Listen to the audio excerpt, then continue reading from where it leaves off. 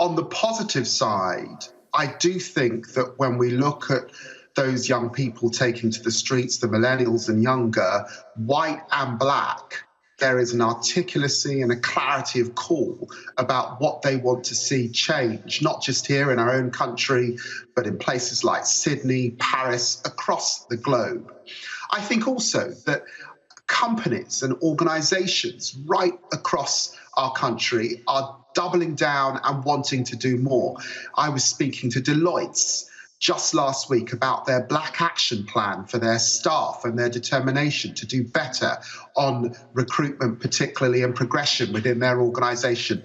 And they are typical of many, many businesses, FTSE 100 companies across Britain. But yes, it is still the case that the profound issues of systemic racism, women, for example, dying at 4 times the rate, black women in childbirth than their white counterparts, young people being stopped 9 times more likely than their white counterparts by the police. Those deeper issues will take much, much longer. And you do need a government that takes the issues of systemic racism seriously and also wants to implement the countless reviews and inquiries that have been done in these areas.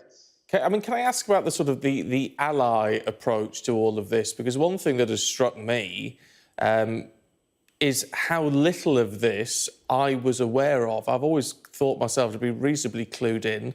A lot of the stuff which is now coming to the surface, I wasn't even aware was happening at all. Now, how important is it that for a lot of white people in the UK, the blinkers have come off somewhat? Very. Let's be clear. Black people make up 4% of the UK population.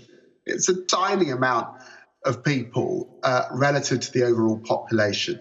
So these issues aren't solely about blackness. You could say there's very little more for someone like me to say. Countless music has been made, countless comedy has been made, from Eddie Murphy to Chris Rock, countless books have been written.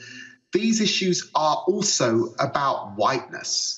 They're about the fact that we still have that lexicon of difference in our lives, and the outcomes are different for different people. So it's hugely important, this business of allyship, this business of reading and learning, this business of calling it out, and empathy for our fellow human beings that are still experiencing issues of discrimination.